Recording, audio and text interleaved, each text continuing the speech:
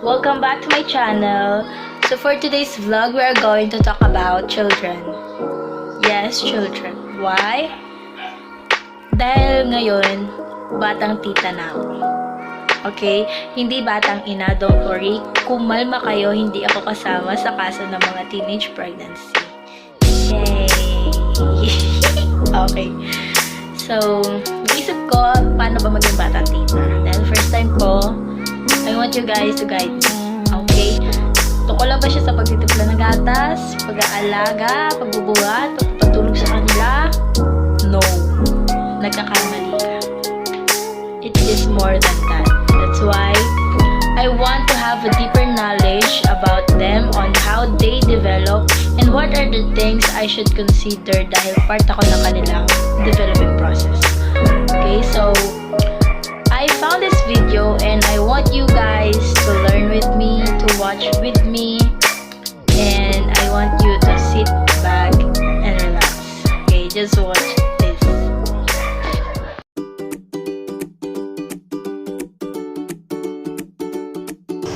Children grow and develop rapidly in their first 5 years across the 4 main areas of development. These areas are motor or physical, language and communication, cognitive and social and emotional. Cognitive development means how children think, explore, and figure things out. It is the development of knowledge, skills, problem solving, and dispositions, which help children to think about and understand the world around them. Brain development is part of cognitive development. As parent, it is important to foster your child's cognitive development as soon as he or she is born, because doing so provides the foundation for your child's success in school and later in life. For example, research shows that children who can distinguish sounds at 6 months of age are better at acquiring the skills for learning to read at 4 and 5 years of age.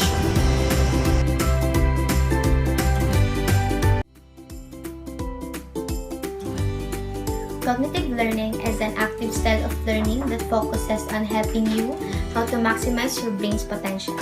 It makes it easier for you to connect new information with existing ideas, hence deepening your memory and retention capacity. The ability of brain's mental processes to obtain and retain information through experience, senses, and thought is known as cognition.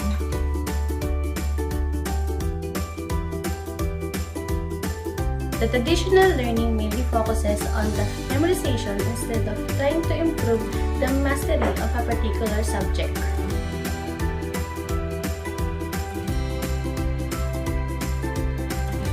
One, comprehension. For cognitive learning to be efficient and benefit you, understand the reason why you are learning a specific subject at the first place. 2. Memory. Cognitive learning discourages a hampering of information, which is very ineffective in education. Having a deep understanding of a subject improves your ability to relate new knowledge with previous information and experiences. Okay, Emily, let's go with the shapes. Cognitive learning strategies help you apply information or skills in real-life situations. They encourage you as you continue to develop problem-solving skills. Cognitive learning loop. 1. Comprehension. Think how the topic fits into a larger picture. While learning, it matters. 2. Memory. Relate new information with your previous experiences to build deep knowledge piece by piece instead of cramming. 3. Application. Apply knowledge or skill to real-life situations and reflect on topics you are learning.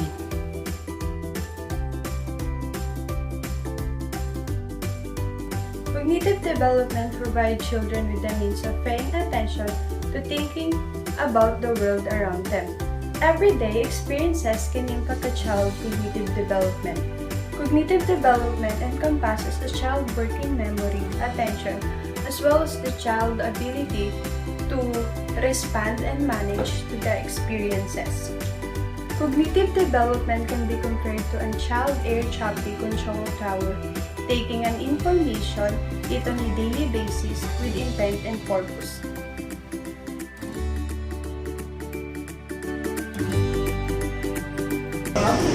Cognitive learning theory explains how internal and external factors influence an individual's mental process to supplement learning. Delays and difficulties in learning are seen when cognitive processes are not working regularly. These processes are such as attention, observation, retrieval from long-term memory, and categorization. Several researchers have made significant contributions to this theory. Jerome Bruner focused on how mental processes are linked to teaching. Another researcher by the name John Page recognized that the environment plays a huge role and also focus on changes that take place and in internal cognitive structure.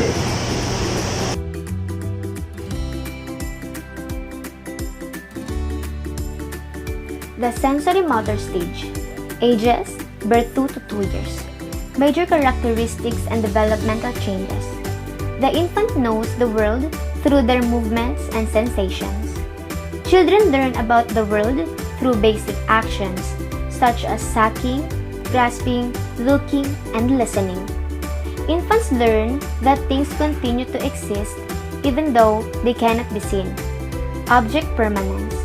They are separate beings from the people and objects around them. They realize that their actions can cause things to happen in the world around them. It is during the sensory motor stage that children go through a period of dramatic growth and learning.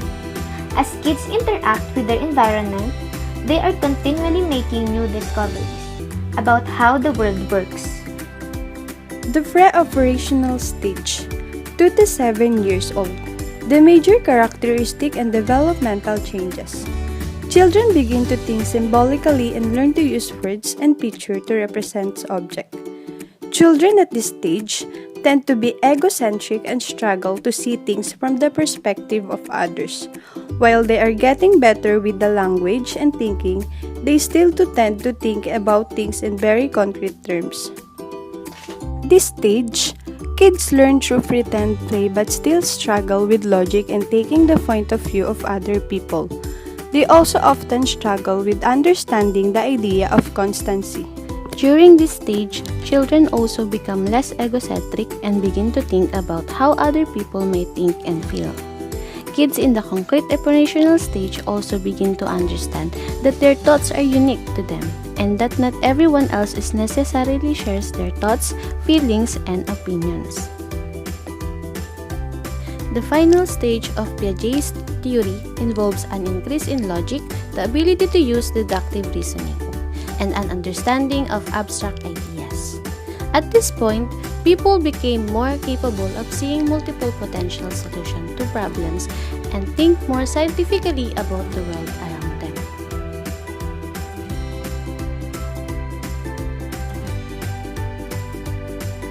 Important terms in cognitive learning and development. Schemas. A schema describes both the mental and physical actions involved in understanding and knowing. Schemas are categories of knowledge that help us to interpret and understand the world. In Piaget's view, a schema includes both a category of knowledge and the process of obtaining that knowledge. As experiences happen, this new information is used to modify, add to, or change previously existing schemas. Assimilation. The process of taking in new information into our already existing schemas is known as assimilation. The process is somewhat subjective because we tend to modify experiences and information slightly to fit in with our pre-existing beliefs. Accommodation. Another part of adaptation involves changing or altering our existing schemas in light of new information, a process known as accommodation. Accommodation involves modifying existing schemas or ideas as a result of new information or new experiences. New schemas may also be developed during this process. Equilibration. Piaget believed that all children try to strike a balance between assimilation and accommodation, which is achieved through a mechanism Piaget called equilibration. As children progress through the stages of cognitive development, it is important to maintain a balance between applying previous knowledge, assimilation, and changing behavior to account for new knowledge, accommodation. Equilibration helps explain how children can move from one stage of thought to the next. Play is important for your preschooler's cognitive development. That is, your child's ability to think, understand, communicate, remember, imagine, and work out what might happen next. Preschoolers want to learn how things work, and they learn best through play. Children at play are solving problems, creating, experimenting, thinking, and learning all the time. It's a good idea to let your children take the lead with play, because children learn best when they're interested in an activity. This way, you can use your child's interests to help your child learn something new through play. Your child will generally let you know if they need help, so try not to jump in with solutions too early. And during any kind of play, you can ask your child to describe what's happening. This is a great way to show interest and also encourage your child to practice language skills.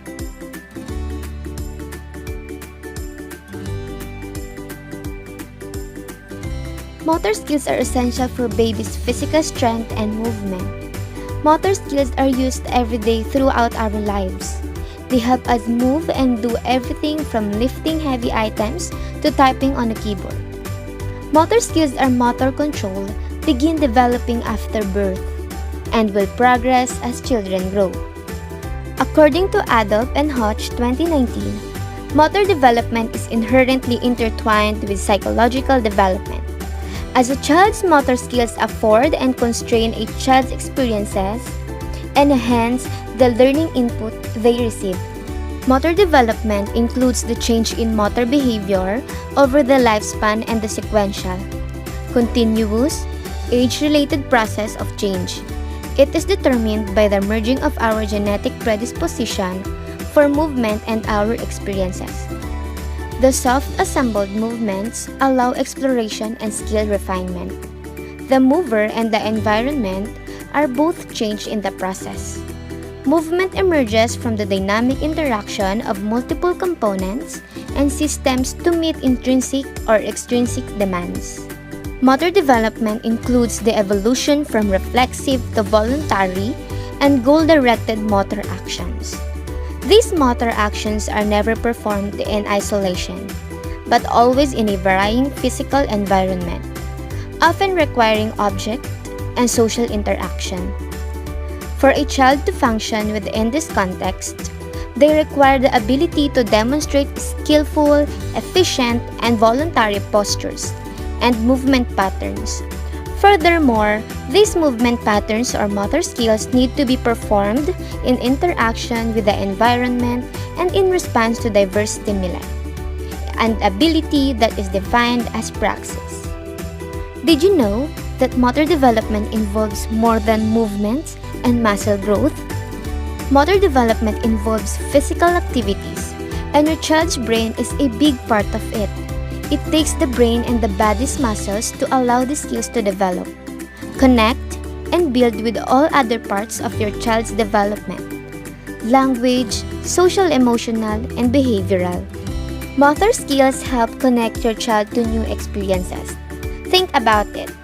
When your newborn reaches out his tiny hand, that motor movement of reaching attracts your attention and draws you physically and emotionally closer to your baby.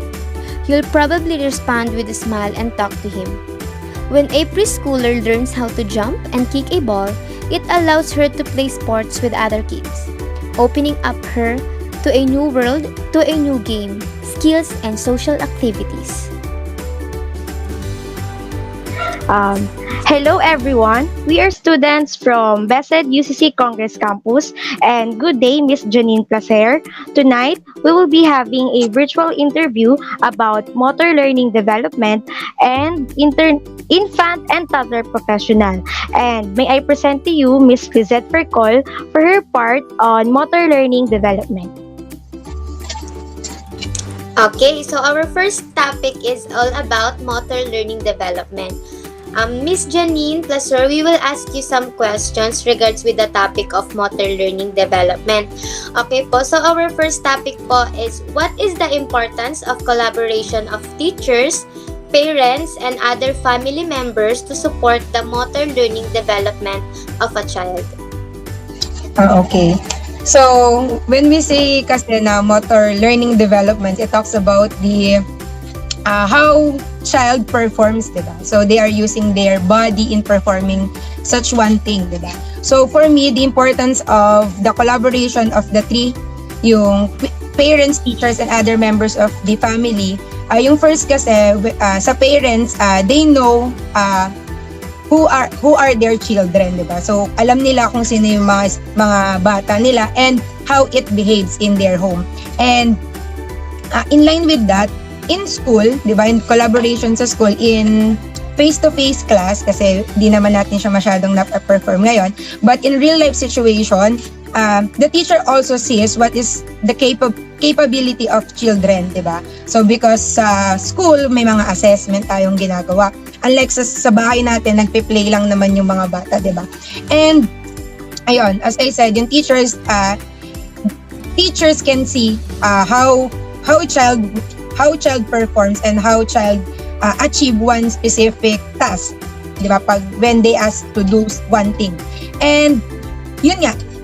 So the importance of collaboration of the two, yung una kong sinabi, yung parent and the teacher, is to monitor the progress of the child. Kasi, di ba, kung sa bahay ganito yung bata, tapos sa school ganito rin siya mag-perform, ibig sabihin may nangyayaring connection between yung mga things na pina-perform niya sa bahay and sa school din. And what is the ano yung ambag naman ng other members, and what is the part of other members of the family? I think the part of other members of the family is to guide and support the child in achieving those manipulative skills or achieving one thing which is suit to their one specific motor which is suit to the age of the child. Ganun.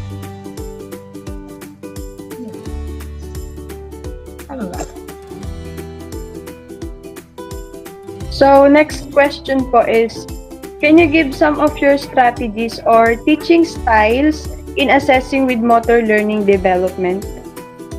Teaching styles? Tama ba yung pagkakarinig ko? Teaching styles? Yes po. Okay. Can I say na lang yung one of my teaching styles in monitoring the motor development of one child or my students is I made kasi parang once I teach kasi and in line doon yung motor skills ng mga bata or motor development, I use several strategies such as solving puzzles, ganyan, and drawing, coloring, ganyan, yung mga pinapagawa ko sa bata. Then, collaboration din sa other students na they can build Legos, ganyan, di ba? Lalo na sa mga grade school like grade 1, kinder, grade 1, grade 2. More on play pa kasi yung mga bata. And, ayun nga, in connection with cognitive aspect, kasi once I teach or once I ask student to perform one thing, sinasamahan ko siya ng cognitive side. Parang, I will give instruction.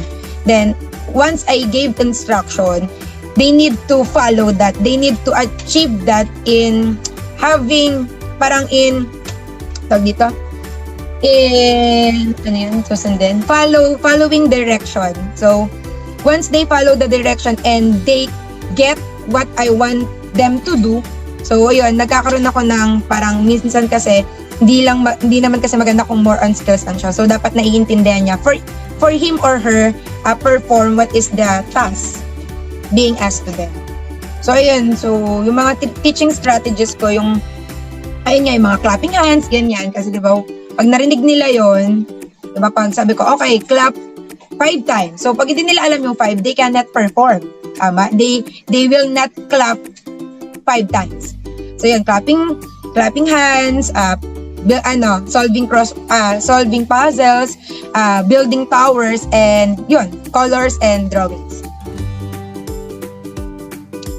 So, the third question po, how those strategies or teaching style that you mentioned affect the performance of the child? How those teaching styles affect one's child performance? Of the child. Yes. Okay. Yun, based dun sa mga sinabi kong learning activities or learning styles na sinabi ko. So, through that strategy, the child will develop, so madidevelop ng estudyante o yung ng bata, and it will help him or her to achieve. For example, di ba tayo ng mga bata tayo, di naman tayo agad marunong naglakad. So inalalayan muna tayo ng mga nanay natin, hinawakan tayo dito sa kilikili, tapos yung iba nga nilalagyan pa ng tawag dito, towel, di ba? Para lang makapaglakad tayo.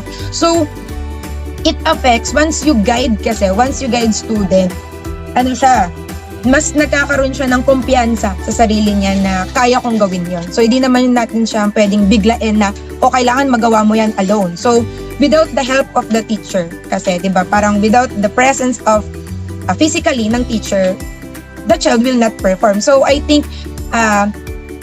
those learning styles affects the performance of a child in achieving those goals and for them to execute well the said motor skill na kailangan nilang ma-develop in that specific age or in that specific task na binibigay sa kanilang ng teacher.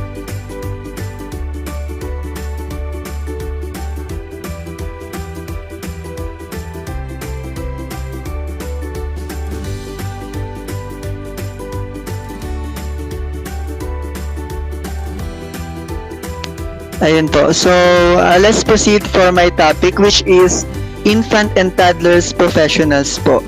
So, let's proceed po sa unang question natin, which is, what is your notions about the relation of infants and toddlers professional po? I think the relationship of the two is intimate.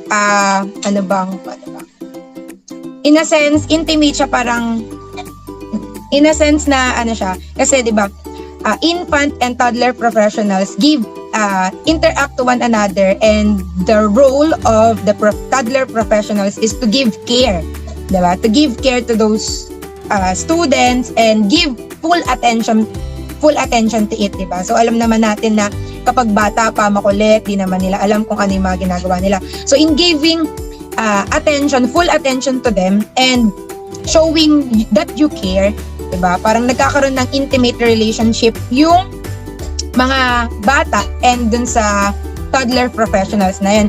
And aside to that, one of the role din ng mga toddler professionals is to socialize and to supervise their play and activities. So, yun. Once they supervise, so yun nga, katulad ng sinabi ko yung unang sagot ko, which is yung intimate relationship. So my notion to it is being a toddler professional is not easy. Alam naman natin yan, di ba? How can you promote a long-lasting impact about infants and toddlers professionals po? Just give your love and care.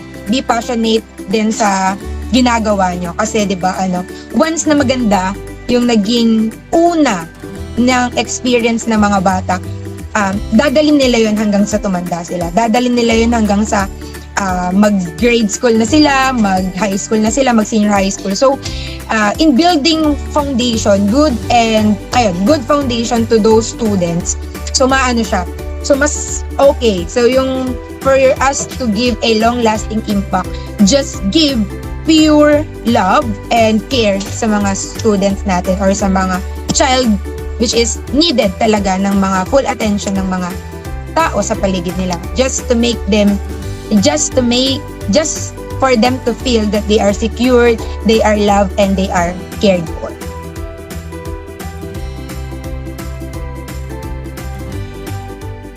Hello, Mrs. Casere. Pwede ko po ba kayong makausap ngayong araw or ngayong time? Yes, sure. Sino po sila? Hello po, good morning po. Ako po si Miss Nika, teacher po ni Sheng, ang anak niyo po. And okay lang po ba na kung ngayon po tayo mag-usap? Kasi po sasabihin ko po sana yung progress po ng anak niyo sa school. Yes, sure. Actually, I'm having a tea time. Ano po pala yung concern niyo?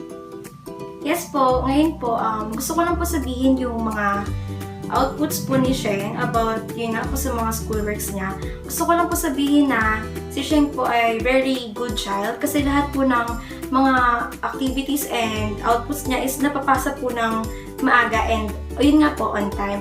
And gusto ko lang din po sabihin na lahat po ng kanyang written outputs ay mga matataas po ang grades. Gusto ko lang po tanong kung natututukan niyo po ba siya sa inyong bahay? Yes po, ma'am. Oh, that's good to hear po, Mrs. Casere. Actually po, yung ganyang action po ng parents is huge role po yan para sa better learning po ng inyong anak. Gusto ko lang po kayong batiin dahil yung responsibility niyo po as parent is nagagawa niyo po sa inyong anak. Maraming salamat po. Yun lamang po. Thank you. The value of caring for infants and toddlers cannot be overstated. Unfortunately, the early childhood field faces challenges such as low wages, limited benefits, and minimal professional supports. However, you can communicate the importance of infant and toddler care and can even advocate for better wages and more professional support for care. In addition, remember that teachers are better positioned to advocate for necessary resources and professional recognition when they work together within their communities. Taking part in professional development and collaborating with other infant and toddler professionals is a chance to build a community of support with people who share commitment to children and families. Good day, Mr. De La Cruz. I'm Teacher Liz, and I'm from IRC Learning Center. Teacher po ako ni Carl. Yes ma'am, this is Mr. De La Cruz. What can I help you po? Yes, Mr. De La Cruz. I-update ko lang po sana kayo about his performance. Actually, okay naman po yung outputs niya. Kasi hindi po kasi siya nagpa-participate sa class. Tatanong ko lang po sana if natututukan niyo po ba siya and if may problem po ba dyan sa inyo. Oh, regarding that matter po ma'am, I think po natututukan naman po namin siya ng maayos and yung behavior din po niya dito sa bahay ay maayos naman po. Kaya po nagtataka po ako kung paano niyo po nasabi na pinukulang po siya sa mga recitation po. And ayos naman po siya dito, wala namang problema. How infants and toddlers develop and learn. In the first year, babies learn to focus their vision, reach out, explore and learn about things that around them. Cognitive or brain development means the learning process of memory, language, thinking, and reasoning. Learning language is more than making sounds or saying mama and dada. Good morning, children! Good morning, Teacher Sheng! So, natapos na yung field trip natin. Ano yung mga napansin nyo? Ako po, teacher, may animals po dun dami. Chicken, teacher. Animals. So, kagaya ng chicken. So, anong purpose ng chicken? Teacher, nag-relay po sila ng egg, teacher. Tapos, pwede silang gawing sisig, teacher. Tapos, ibebenta. Ginagawa sila chicken or binibenta. So, paano alagaan ng isang chicken? Pinapakain po, teacher. O, bukod sa pinapakain. Pinapaliguan po, teacher. Saka, Minamahal, teacher. minamahal ang chicken. A developmental approach to the curriculum for young children takes into account the principle that what children should learn and how they can be learned, changes their ages, and the experiences that comes with age. Several principles of practice emerged from this basic developmental principle. Wow, that was amazing. No, I have learned a lot about that video. And ngayon, I promise to myself, magiging mabuting tita ako. Yes. So yun guys, sana may natutunan kayo doon sa video na pinanood natin, na shinare ko sa inyo. And sana mabitbit nyo yan. Okay? Yun lang naman ang gusto kong mangyari. Matuto tayo lahat. Because sharing is caring.